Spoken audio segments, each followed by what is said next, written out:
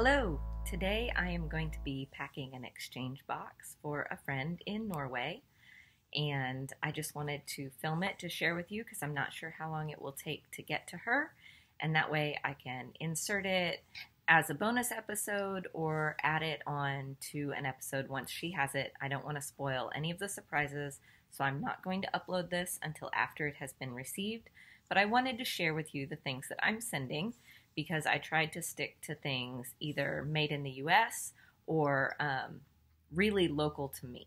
So I have a few things to put in the box, and then things that she had said she missed that she wasn't able to get where she lives now.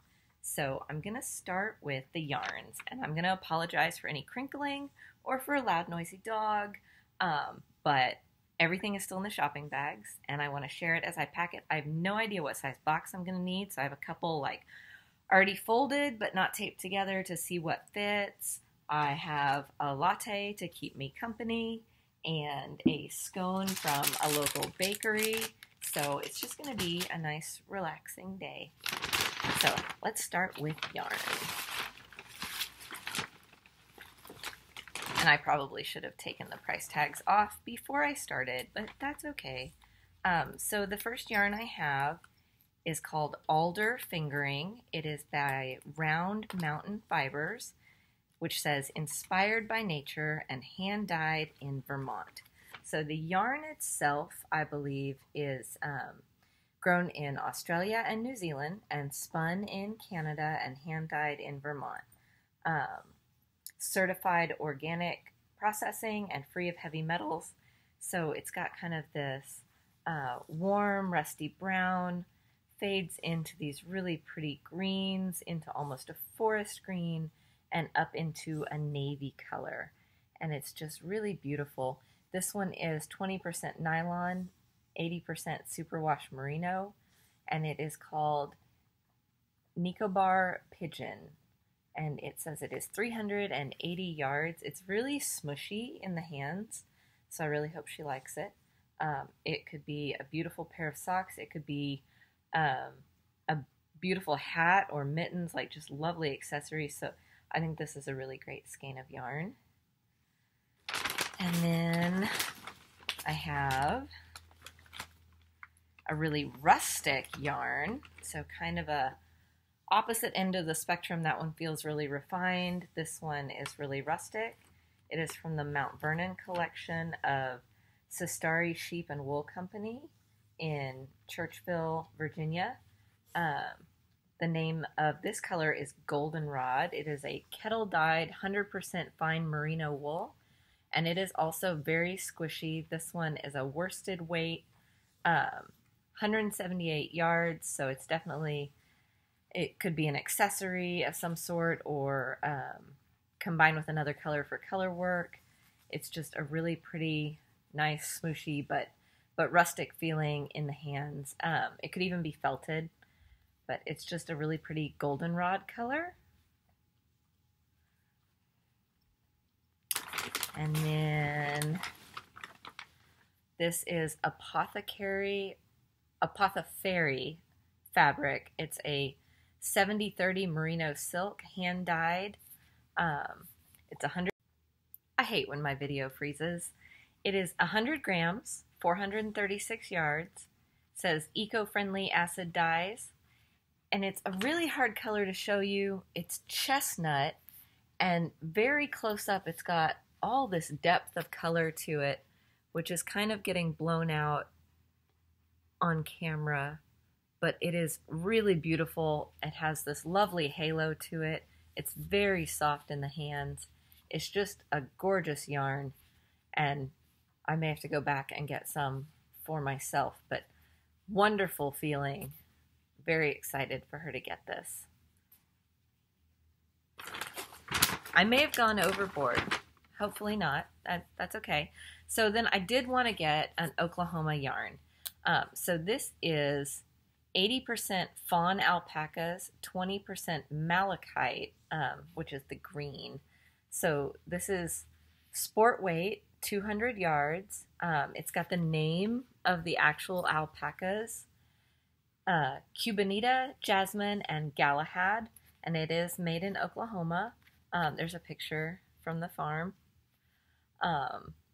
It's lovely in the hands, and it's got such depth of color. I know I said that about the last yarn, but this is two different colors of alpaca that are spun together, or plied together. I think they're spun together. And, oh, maybe you can see it there. Just how pretty this green is. I had not seen green alpaca before. I had seen the silvery colors and the browns, and this is just amazing. And so close up, it's got this lovely mottled look to it. And then from far away, you just see this lovely green color. So there's also, I think it's called Just Right Alpacas. It's got, the label's taped closed, but it's got information about the actual alpacas, and I just think that that's really cool. I have some 100% alpaca like this. Not sure if it's from this farm. I can't remember. I picked it up at the farmer's market, and I have enough to make like a drapey cozy sweater, and I just haven't picked the pattern yet, so I might show it on my next episode and ask for suggestions. But it's just a really lovely yarn, and I definitely wanted to have something that was made in Oklahoma because there's a lot, especially of alpaca around here. There's a lot to the crafting community, and I really like to support local. And since I was sending this package overseas to my friend to represent like what we have, I just really wanted to send something that was very local to me. Now, this I ordered on Etsy, and it is a project bag that is like the project bag I got for myself. It's navy on bottom, and it has these pretty golden flowers, this subtle flower print. Florals seem to be very in right now, so very, very pretty and nice. It's a drawstring bag, folds up easily, but can hold quite a lot. It's the extra large size, and the name of that company again was Sassy Sacks on Etsy, and I'm not sure where all they ship, but they are made in the US. Also, she had mentioned, pardon all that crinkling, that she could not get Twizzlers where she lives. So I have more than one giant package of Twizzlers. It's probably going to make my box weigh a ton, but I have traditional Twizzlers, and I have bright fancy Twizzlers, and I even have sweet and sour Twizzlers. She probably just wanted regular Twizzlers, but that's okay. And then also M&Ms. So I'm hoping these don't die in the heat because it is very hot here, but maybe it's not as hot where she is. But anyway, I've got milk chocolate and caramel, and then my favorite, the mini M&Ms. I like those a lot. And then, oh, I forgot to grab a couple other things. Be right back. Okay, I'm back. So I also have a couple of sets of stitch markers that I made. These are pearls, black pearls, not real, but black pearl beads that have like a greenish sheen to them. And then I always try and do one stitch marker that is different, so that you could use it for beginning of round and then for separating repeats. So just a little set of 5. And then a whimsical set of 5 stitch markers that are all lightweight, big old smiley faces. They're made for bigger size needles than the others. They're just fun and whimsical to have. The differences in these are more subtle, so I'm not sure I would use them for beginning of round and for repeats. But there's white beads, blue beads, one with a double smiley face. So just, you know, some cute little things to add in there. Those are from me. And then I just wanted to get something deliciously yummy. So I got some good soap, and this is cucumber scented. And it's just like light and refreshing and summery. And I just thought it would be fun to put in there with everything. So my intention is to wrap everything in bright tissue paper and seal it all up with washi tape and just make it a really fun experience for her to open, like from start to finish, from the moment that you get a package. Before you even open it, it's exciting, and then when you open it and there's all these pretty brightly wrapped things, and especially if they're wrapped individually and you have all these little things to open, it increases the excitement for me, because it feels like Christmas almost, like you just have little bits and pieces and they're all gorgeous, and I think it just makes the experience so much more.